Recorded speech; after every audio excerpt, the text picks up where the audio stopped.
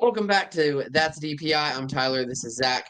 This week it is week 3 of the NFL regular season. We're going to talk a little bit about refs for a second. We're going to break down the Chiefs and the Lions. The Lions played on Monday Night Football, but we do have that game for you this week. As always, then we're going to break down some fantasy matchups for week 4. And then we are going to talk about must-watch games. We're super excited for it, so make sure you guys are liking and subscribing. Yeah, I'll get it started with our ref call of the week, and I'm a little bit torn because on one hand, this is the reason we started this podcast in the first place. This is going to be our signature segment, and we don't really have a ref call to cover. There wasn't a game-breaking ref decision that decided the outcome of a football game. So once again, just like in week 1, this segment is blank. So that's obviously a little bit disappointing for me. But on the other hand, the NFL seems to have really shored up their officiating this year. Obviously, there's still some debate going on, specifically with the tush push, which we'll get to in just a second. But the NFL is doing a much better job down the stretch in big games, not ruining great games with officiating. Curious on your thoughts. Are you congruent with this? Do you think that this is kind of the state of the NFL right now? Yeah, right now I think the refs are actually doing pretty solid. With the tush push, I think the refs did get a lot better. There's one video going on Twitter right now about when you play it in slow motion, the guard jumped just before the ball snap. I don't get into that. I don't like really talking about slow motion ref breakdowns because that's not what the refs have live. They got to go with the naked eye, and there's still some progress to be done when it comes to the tush push. But overall, I think the Eagles were a lot better at it this week, and we actually saw a team get penalized for it. The New Orleans Saints tried to tush push, and they got penalized for a false start. And so I do think that at some point the Philadelphia Eagles are also going to get penalized for it, or they're going to be forced to clean it up. And either way, I think that's a win either way, regardless of which option happens. 100%. I know that there were some people on Twitter that were upset the Saints got called for it when it seemed like the Eagles were doing it again. And they were, like you said, but they were better. And I think that the NFL penalizing the Saints means that at some point there's going to be a crew that sees these false starts for Philly and penalizes them for it if they don't clean it up. So, yeah, like you said, there are two outcomes. They either figure it out or they start getting punished. So I'm glad the NFL is taking a closer look at it. And aside from the tush push, there weren't really many calls that I had an issue with last week. Yeah, same here. And again, I mean, I'm sure there were a couple missed calls here and there, but I don't like to dive into this missed holding call in the second quarter or a missed face mask penalty in the third quarter on a drive that resulted in a touchdown anyway. It's just not something I do. I don't think that's good for the game. I don't think it's good to get that deep into it. No, yeah, refereeing is always going to be an imperfect science. We just have to make sure that in the crucial moments, they're really sharp, and they have been so far. But moving on to our next segment, we're going to talk about a little bit of NFL storylines. We're going to mix this segment in. We have 4 questions for you that Tyler and I are going to discuss, and the first one is Indiana Jones, Daniel Jones and the Indianapolis Colts 3-0? Are they legit contenders, or is it just going to be one of those classic free agent quarterback collapses midseason once the team gets tape on him? I'm curious. I'll pass it to you, Tyler. So what I'm currently looking at is who the Colts played. And Daniel Jones has been playing super well, but ultimately I don't see a tough gauntlet that the Colts have been playing. They played Denver, barely beat Denver, who's kind of struggling this year. Um, I think that once don't get me wrong, Daniel Jones has been playing so much better than he has been. I think that's great for him. I think that's great for the organization and him as a career. But I think as soon as the Colts face a real legitimate playoff contender, I don't see them doing well. They're in a weaker division, which is going to help them out. So I think their record might get inflated. But I don't see the Colts, even with Indiana Jones, making that big of a playoff push this year. I don't think they're there yet. So I understand the hesitancy, and to an extent I agree. However, with the Texans looking as horrific as they were the division favorites coming in, and they were the division winner last year. I think the Colts window is now open. You have got to make a push for at least the division, and that gets you a playoff seat, right? And so their main competition currently is Jacksonville, who has also looked a little sluggish. They also have a loss. So if the Colts can win those key divisional battles down the line with Daniel Jones at the helm, I think they have a real shot. But you're right. We're going to need to see a bigger sample size than the Dolphins, Broncos, and who was their other team that they played? And that's the other thing. The fact that we're not even talking about Titans, I that, think. the fact that we don't even know off the top of my head. I'm looking at our I pick'em think right it's now. I think it's the The Titans. Titans. The Yeah. Titans. I had to look at our pick'em just to see who we picked to find that matchup.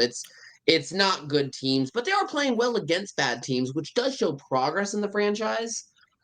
But I would not hop on the Colts bandwagon just yet.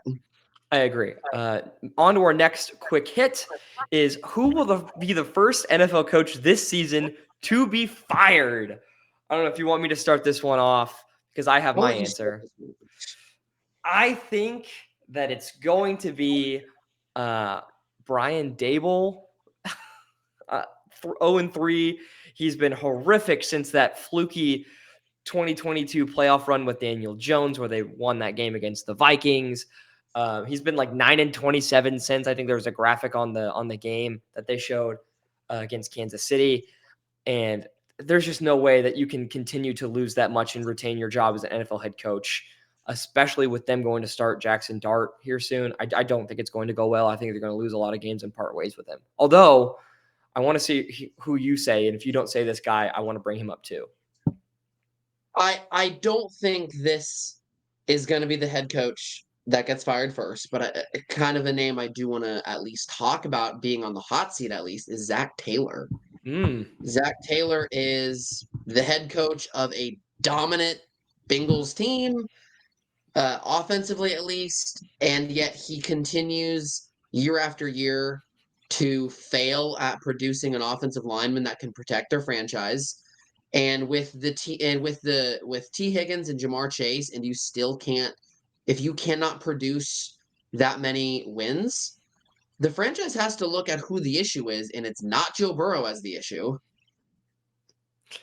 I mean, it certainly isn't. But Joe Burrow getting injured is going to, depending on how you look at it. I know you're a Chiefs fan. Fortunately or unfortunately, extend the shelf life of Zach Taylor. So the other name I wanted to bring up was Brian Callahan of the Tennessee Titans. He's been really bad, and it's been largely coaching. It's kind of the opposite of what you just said about Zach Taylor. There's now O lineman in to protect Burrow. That's more of a GM issue, and Joe Burrow continues to get hurt because of that. So it's like the Bengals cycle is very painful, but it's difficult to pin all on Zach Taylor, although I do agree he's not in the upper echelon of coaches in the NFL. He does not deal well with adversity, and he continues to not find a way to scheme his quarterback out of 70 sacks every year. That's something that you have to do. You've got to adjust your offense. You've got to figure it out. And he hasn't. Yeah, and again, I want to reiterate that I didn't say that I think he'll be the first to be hired, but it is someone to watch for on the hot seat. For sure. I think he definitely deserves a spot on the hot seat. But I don't know if that's going to come mid-season, like maybe some of these other guys, like Callahan and Dable. I think that those guys have a 6 weeks in counting until they are replaced by an interim guy that can maybe spark some life into those two franchises. But another storyline from last week, if you were watching Red Zone or you were watching any of the games in the noon slate, you saw what was essentially blocked kick mania. Everybody was blocking kicks. There were 2 back-to-back in the Rams-Eagles game. There was one in the Packers game that caused them to lose to Cleveland. And then I believe there was one other one. I don't remember which game it was. There were so many blocked kicks, I can't keep track of them. But one thing to note is with all those blocked kicks, not a single one was called for leverage.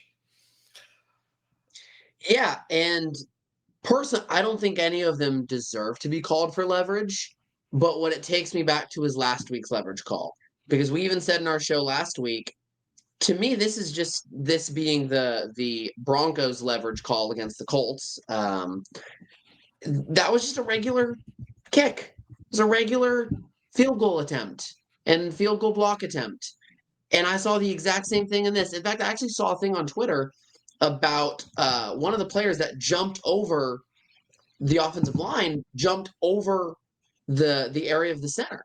And he might have put pressure on the center, but yet there's no leverage call there. And I think it's hard to spot leverage call, but to me, that just goes back to last week of what in the world did they see last week to make them call it? It wasn't even like an actual blocked kick. It was just, the kick was up and no good. That's what makes the leverage call so strange. Is sometimes most of the time when leverage is called, I believe it's on a blocked kick because it kind of heightens, I guess, the refs need to make that call because it's so crucial to get it right. But they didn't even block the kick. So it is interesting. The last blocked kick was the Jets blocking the Tampa Bay Buccaneers kick and returning it for a touchdown. I want to make sure I got all of them. But yeah, no, I agree with what you said. And there is one that I actually want to I want to ask this question, and then I'll probably address it next week. Is I thought that if you jumped over the offensive line, it was a penalty. I think that rule was changed after like a Cam Chancellor play type deal, but I don't know the exact. That's what caused the penalty. I think Right. Cam Chancellor did it, and then they were like, "Yeah, that's a really dangerous play. People are going to start trying that, and then it's going to get someone hurt. We're going to ban that." Uh, And then I saw the Eagles do it last week. And so I could be wrong. It's something that I want to research on. If there are not a lot of times where I need to look up a rule to really define to see if something's illegal or not. But that's one thing that I want to look into. I believe that you can't run and jump anymore, but if you're stationary, I guess you could Okay, make the so leap. that's the stipulation. If you're stationary, you can do it. You cannot run and jump. Right. And you can't boost off your Okay. teammates or the snapper at all. Mhm. But I believe if you have a stationary, big athletic guy and you leap over the center cleanly without taking a running start, I believe that's legal. But I would genuinely have to dig into the rule book because that's a newer change, i.e., 2017. That change was made.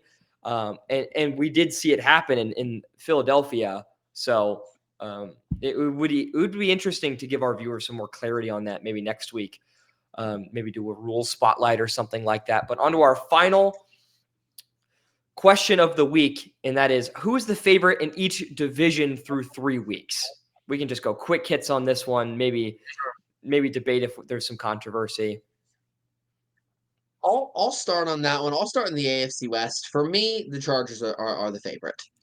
The Chiefs are not out of by any means at all. But I think the Chargers are the favorites. They're 3-0 and they look good. Yep. They're not a bad Colts playing nobody 3-0. They are a good 3-0. 3 I think. 0, 3-0 with 3 division wins. Tyler, Yeah. massive. Yes. Clear runaway Um, favorites at this time. any disagreements on that one? Nope. Clear runaway favorites. I think the other one that we're not going to disagree on is the Bills in the AFC East. Yeah, they're not even only the favorite for their division, they're the favorite for the number 1 seed, as far as I'm concerned. Yeah. Two divisions left in the AFC. We've got the AFC North. This one I think is up for grabs, and we might have debate. I do think the Ravens are my favorites, despite them being third place right now. I think the Ravens are the best team there. I think as the NFL really gets going, the Ravens are gonna get some extra win. Even if they lose to Kansas City this upcoming week, they're still my favorites for the NFC North. I think they're just the best team, and I think at the end of week 18, they're gonna be in first place. Yeah, it's so tough to keep them down. And the Steelers, I just don't think they have the offensive firepower to beat the Ravens. Their defense hasn't looked good enough to stop Lamar.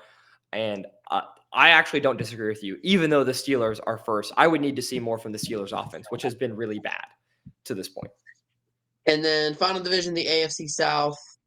Kind of like we talked about, I don't think the Colts are a really a contender for a deep playoff run, but they're certainly a contender for a playoff appearance due to winning the division.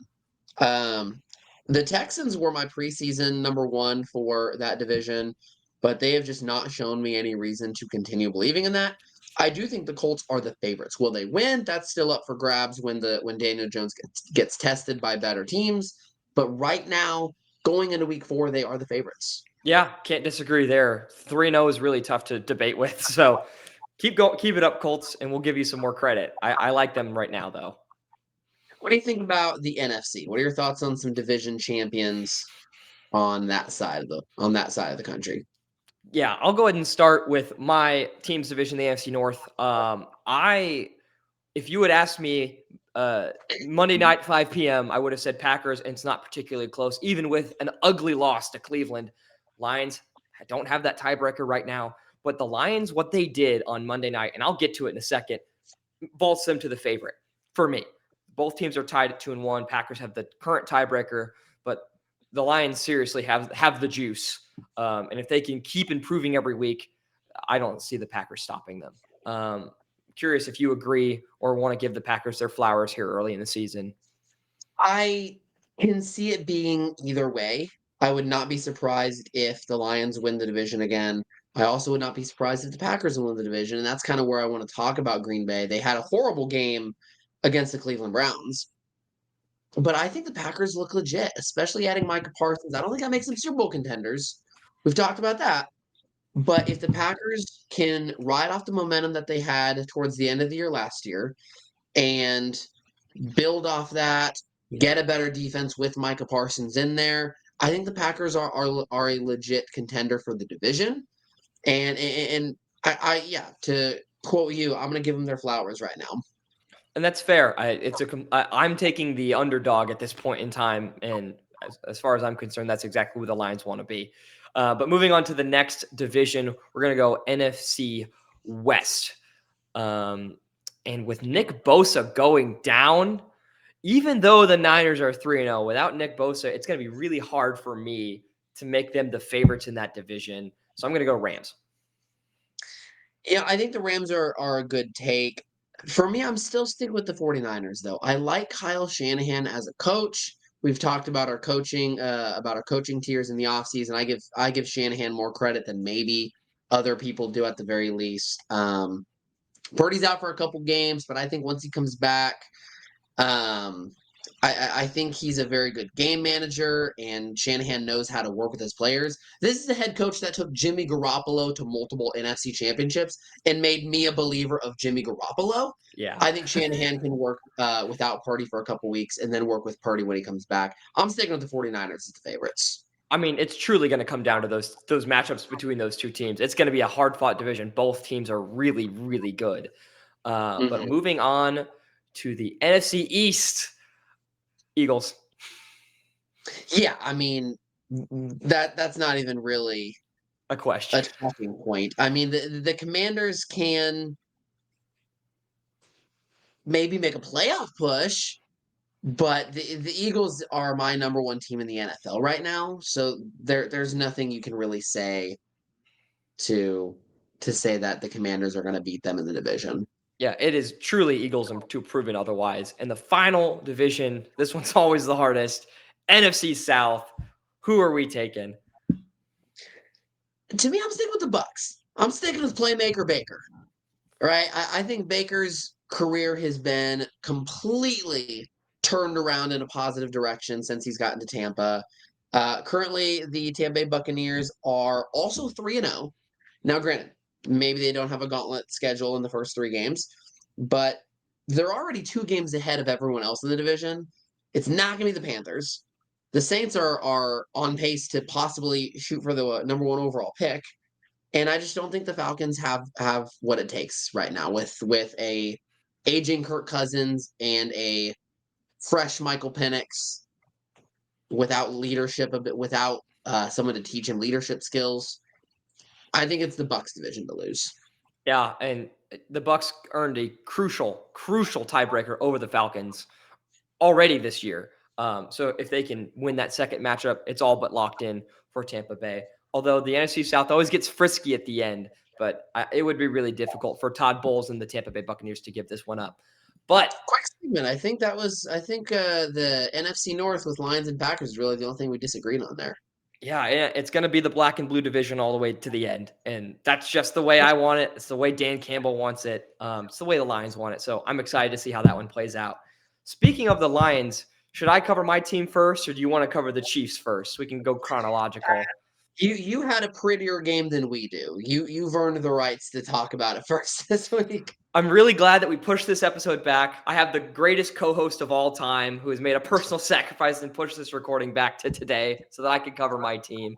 And I'm going to give you guys a few stats to take home from this game, help you digest it a little bit because it was awesome. But some things that I noticed while watching the game. Lions uncorked a bunch of trick plays in this game. The goal line triple option on fourth down, the flea flicker by Jared Goff, catching a pass from David Montgomery, throwing it down the field to Amon-Ra St. Brown. Maybe all along it was Dan Campbell drawing up these trick plays and not Ben Johnson. Maybe someone said this already. Okay. So Dan Campbell does not get enough credit for his offensive involvement in play design, and he's still the trick play guy. Okay. I know that the Bears also ran a trick play this year, but it was a wacky, whimsical flea flicker that almost didn't work because of DeAndre Swift's high toss into the air. So, but next stat I'm going to cover for you guys is Penei Sewell's PFF grade was 98.7 this game. That was higher than Kyle Hamilton, Roquan Smith, and Marlon Humphrey combined. They had grades of 29, 27, and 30 respectively. So not a good game from the Ravens defense, but a near perfect game from Penei Sewell, the best right tackle in football. Do not at me, Eagles fans. Finally, the Lions may have finally found a partner in crime to Aiden Hutchinson, as 30-year-old Al-Khalid Muhammad in his 7th NFL year on his 5th NFL team notches 2.5 sacks on the hardest quarterback in the NFL to sack, Lamar Jackson.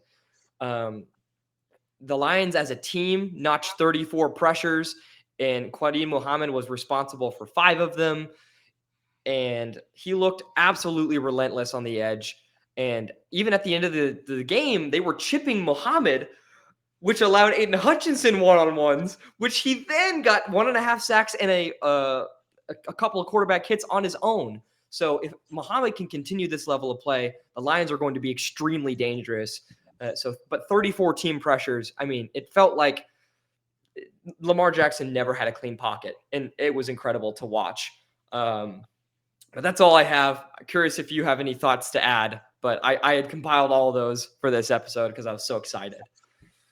I didn't unfortunately get a chance to watch all of it. I watched the last third of the game really, and it looked great. You guys looked like you were on top of it. Like I said, I didn't watch enough to really fully understand the stats.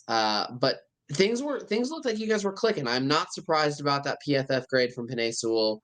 The offensive line looked like they were giving Jared Goff a lot of time. That opened up the pass game. It obviously opened up the run game. I do not know how Montgomery was unable to score on that 80-some yard play.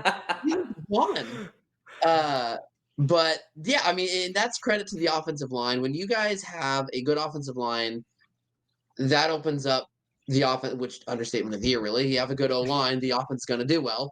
But when you guys are clicking, yeah, the offense is clicking on all cylinders. You can run trick plays and be extremely successful and have fun with the trick plays. Defensively, yeah, I mean, it is incredibly hard to stop Lamar Jackson. It's even harder to stop Lamar Jackson and Derrick Henry. It's even harder to stop the two of them at home. And it's even harder to stop the two of them at home while wearing all black. And you guys did it incredibly well.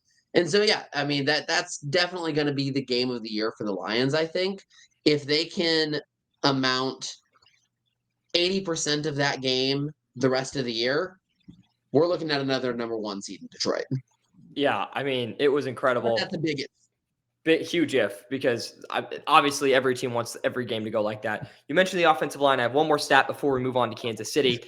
Lions rookie guard Tate Ratledge posted a 94.1 PFF grade, which is the highest of any rookie offensive lineman this season and the best in the NFL since Lions rookie offensive guard Christian Mahogany did it last year. So with a 92.2 in the divisional round last year. So the Lions have 2 young studs at guard, and Mahogany in just his 3rd game is posting grades in the low 90s.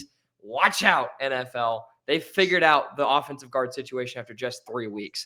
But I've bloviated enough about Detroit. Let's move on to Kansas City. And this is the first time that both Tyler and I get to cover a winning football team on the podcast. So take it away. You deserve it. So yeah, I'll start mine off with a stat as well.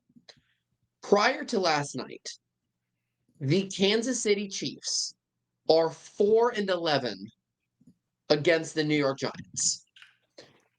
And they are winless against the New York Giants in New York. That is a wild but accurate stat.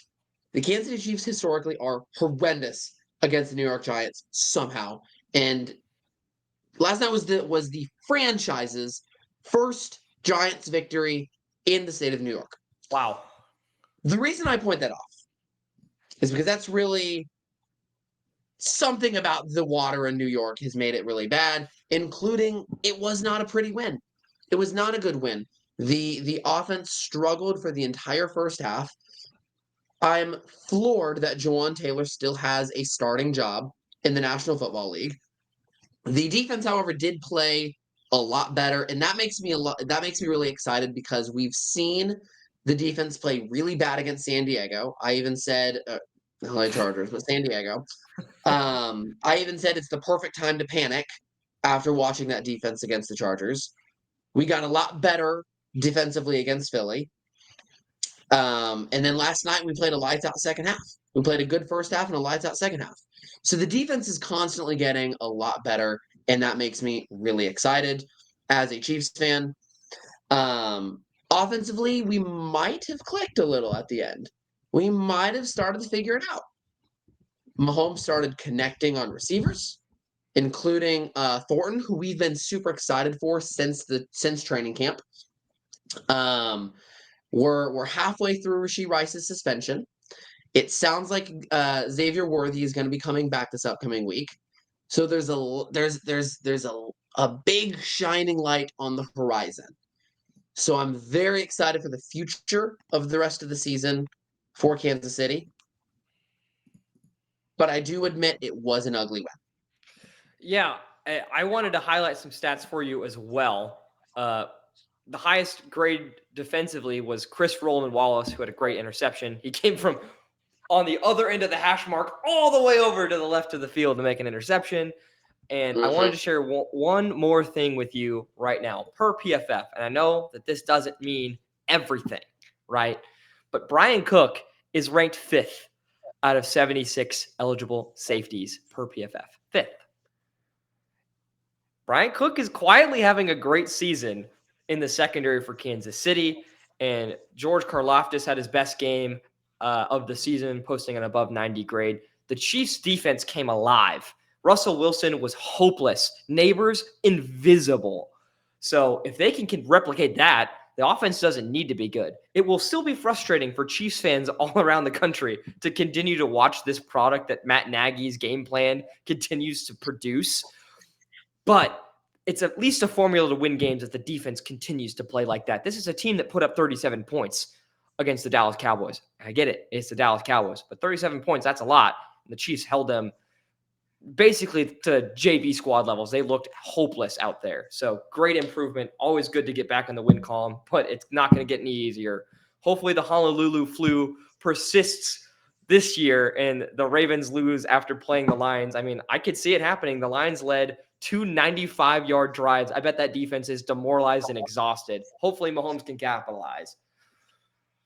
And I agree. And it really is going to come down to stopping Lamar and figuring out an offense. And I just can we figure out collectively? We're two smart individuals. We have college degrees. We've been watching football since middle school.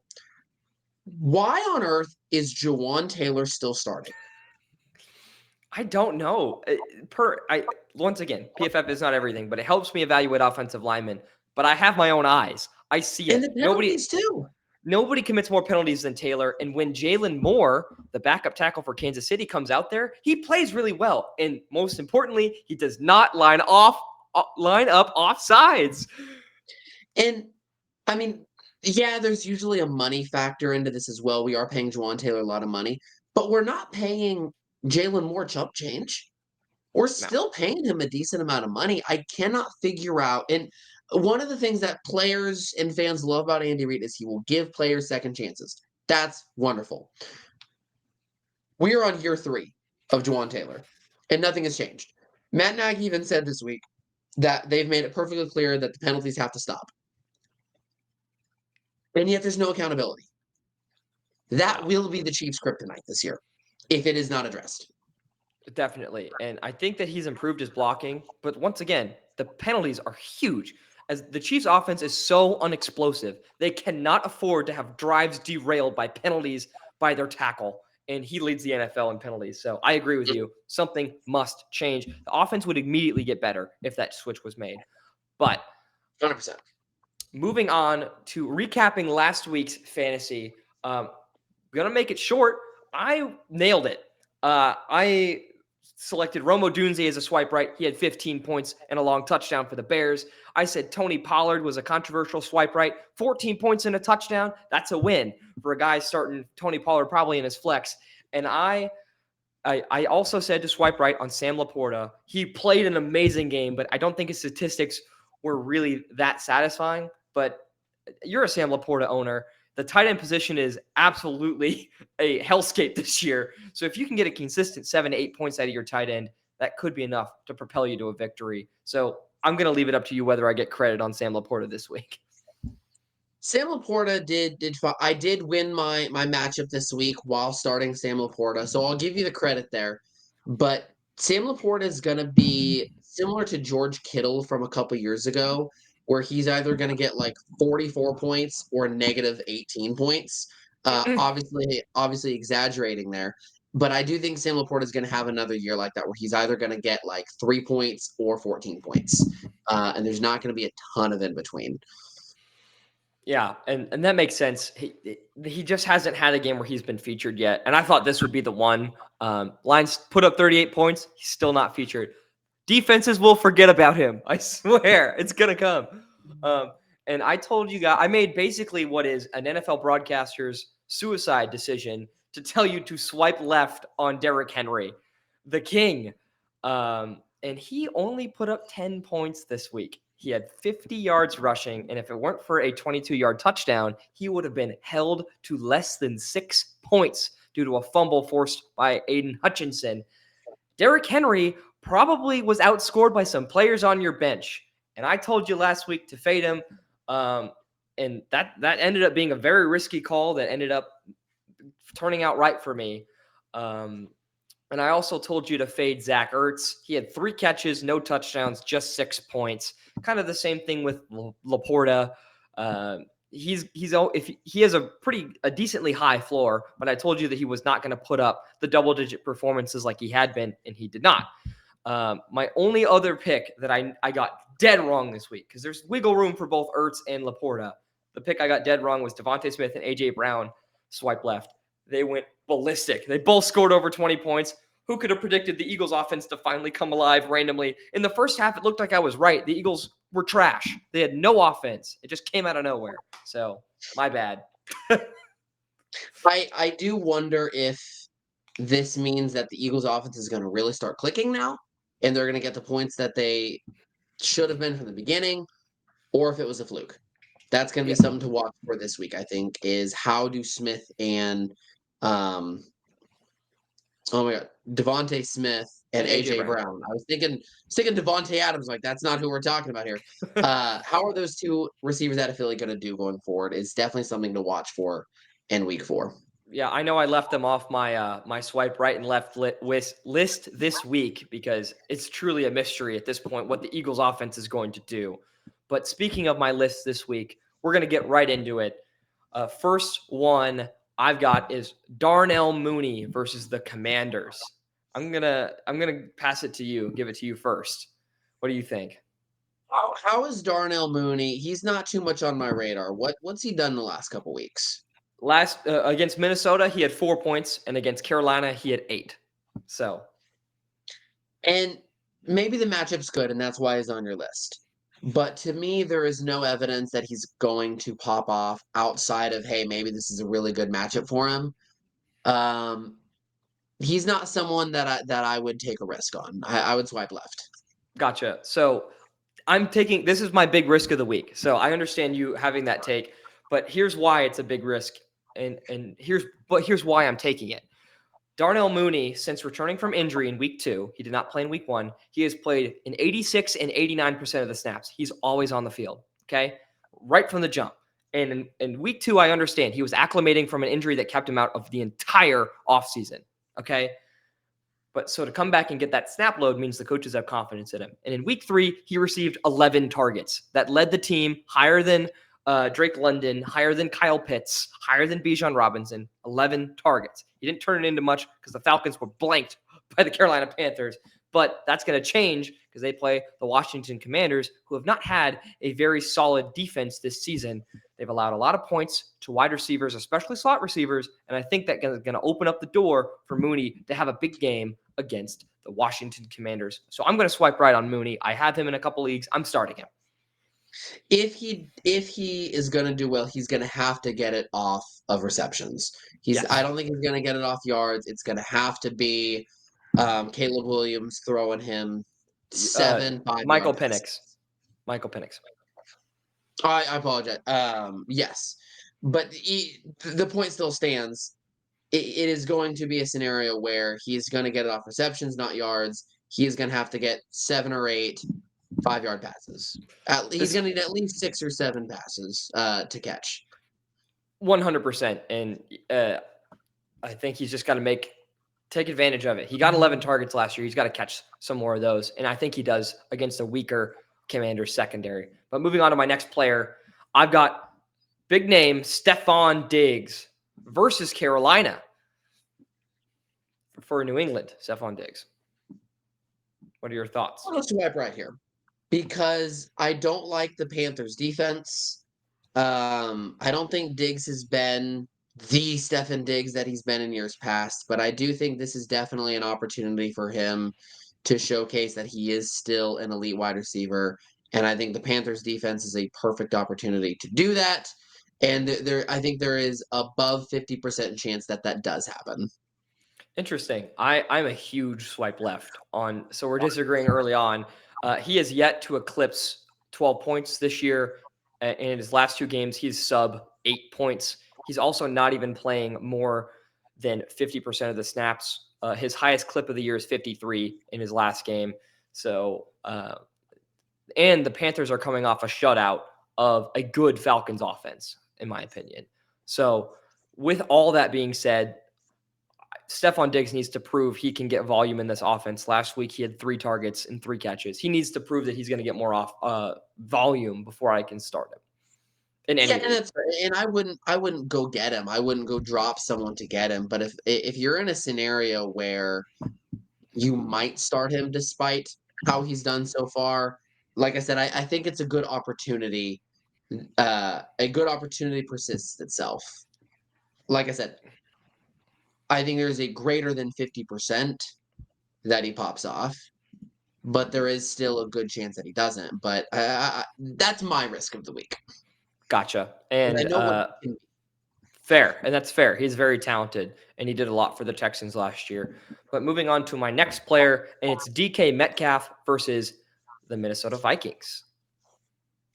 Let's swipe left here. The Vikings, I think, have a good defense. I don't like Aaron Rodgers too much. I think the Vikings defense is going to get to Aaron Rodgers before he even has the chance to throw at least a quarter of his passes that he wants to make.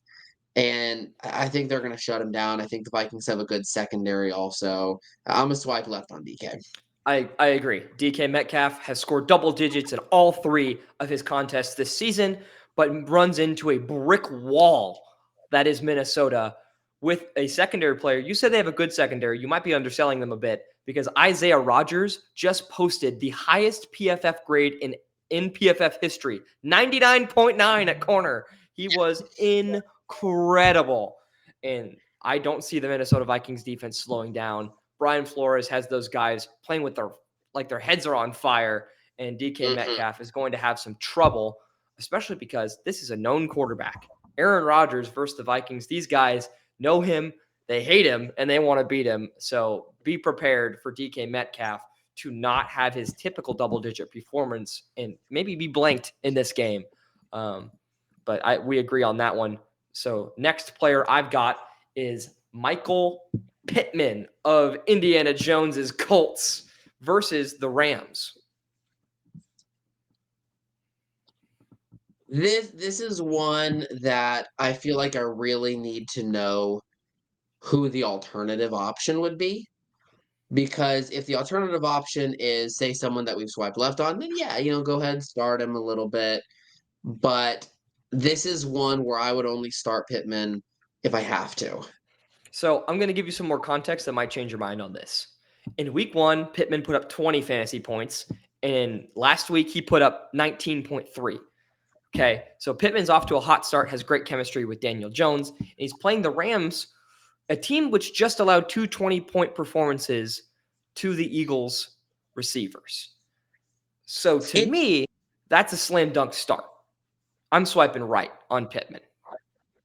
Yeah, and when you look at that, and I fully understand why you're saying that.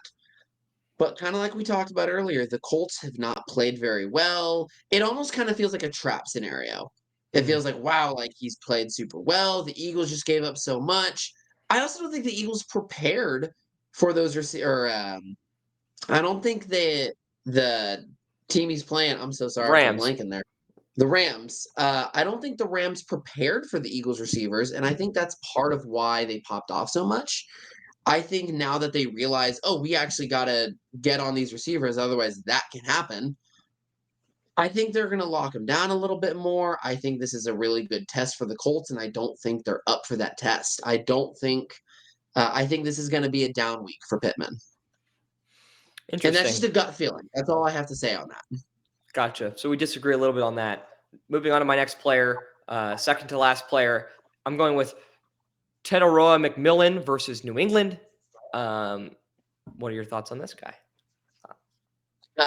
He's another guy that's not too much on my radar. I'm going to be honest there. Can Okay, you give me some I'll of the give you the stats? context. He has point performances of 11, 16, and 7. That's playing Jacksonville, Arizona, and Atlanta. And he's received at least 8 targets in each of those games. It has no touchdowns. So these are mostly receptions and yards based performances. And he's playing against New England. I think Journey is a swipe right for me because of those reception numbers. Because if you give me those same reception numbers, but make one of them a touchdown, he's popping off very well for you. I would swipe right on Ted McMillan. Easy swipe right. I tend to agree. If you're not already starting him, I know that this is kind of like a fringe guy where you probably should be starting him most weeks. But the New England defense has allowed big games of 10 plus points or more to wide receiver ones in all 3 of their matchups this year. So McMillan should have the same success that teams are having against New England this year. Maybe even a breakout opportunity, like you said, if he turns one of them into touchdowns, explosion incoming. Swipe right on Ted McMillan this week. And the final player, I would be shocked if you disagree with me on this one. It's Quinshawn Judkins, the Browns running back, versus the Detroit Lions run defense. This is such an easy pick for me. I love to do it every week. Do not start running backs against the Lions. Don't do it. If you have another option, don't do it. Yeah, no, I agree. He's someone that I would only start if I absolutely have to. My other starting running back is hurt, or that's really it. No, the swipe left. Don't start running backs against the Detroit Lions. We saw that with Derrick Henry last night. Although Derrick Henry is having a bust year right now, anyway. But there has been very little evidence to suggest that you should start a running back against the Detroit Lions. Yeah, I mean Swipe left. they just started. They just played against the best running back in football last year and held him to 50 yards or less. Judkins is coming off of an 18 carry, 94-yard touchdown performance. So he's clearly a rising star in the NFL. But don't make the mistake. I told you to bench Henry last week, and he was missing 10 points. Don't start Judkins. It's going to be even worse. Mhm. But that's it for fantasy. We'll see if I can have as close to as good of a performance as I did last week. It's getting a lot easier as these matchups become clear and the weeks go on. Week 3 is really when teams start to have their identity, so it's making it a lot easier for me to identify these matchups and give it to you guys. So happy that I was able to get a really good week this week. Yeah, I mean, you killed it in fantasy last week, and in this last segment, you came up with really good statistics. You're talking about volume, reception numbers. You're looking beyond just the points. I think going forward, you and I are going to have some really good discussions and predictions about fantasy. But going forward, we've also got week 4 game matchups. And I've got 3 games that I think are must watches for everybody if your area televises it. And the first one is Eagles at Buccaneers. Jalen Hurts going to the home of Playmaker Baker, former Sooner versus former Sooner, and 2 playoff contenders, I think. I think the Bucs are kind of underrated. I think 2-3 the in OT. Eagles. Yeah, absolutely. It's going to be a great matchup. This might be Fox's game of the week, but I'm not 100% about that.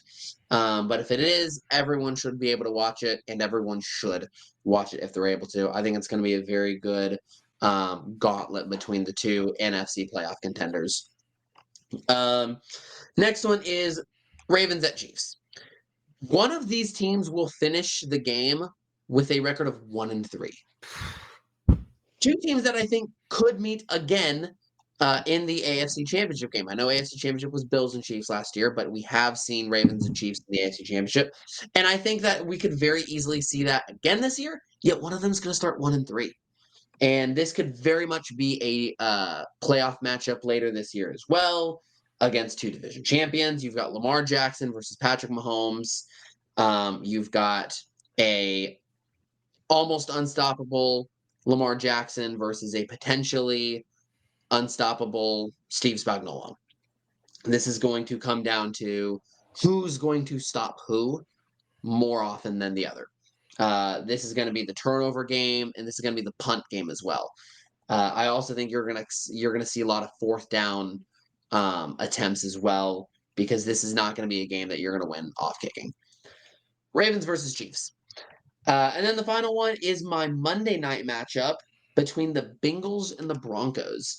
These are 2 teams that came in with very high expectations and have so far not been holding up, have so far not been meeting the expectations that their fan bases have set. You've got a struggling Bo Nix versus a Joe Burrow-less Bengals. But I really think this could be one of those games that sets up the momentum for the rest of the season. Because if the Bengals win, you've got a couple more weeks without Joe Burrow, but you've set up some momentum. You've set up some offensive stuff. The defense has finally made some stops. But alternatively, if the Broncos win, all right, now they found their groove. Now Bo Nix is back on it. The defense is starting to play the way they were expecting to play again.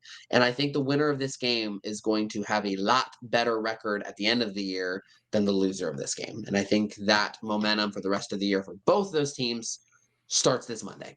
And that game is interesting in the way that it's opposite of the Chiefs Ravens. At the end of that game, one of those teams will be 3-1. That's a great position to springboard, kind of like you said with the momentum. It's crazy that one of those teams is going to be 3-1 and have a really good shot if you just close out some games down the stretch to make a playoff push. So I love those picks. I'm going to be watching them with great intrigue. I think you got the 3 best of the week. Unfortunately, this is the first week my lines are left off of it. What, the Browns aren't interesting enough for you, Tyler? Come on. Despite me wanting to go to Cleveland in December, no, the Browns are not interesting enough for me this week. But I think that's all we have for you guys today on the show. We appreciate you guys checking in. Enjoy week 4, and we'll see you guys next week. Appreciate you guys.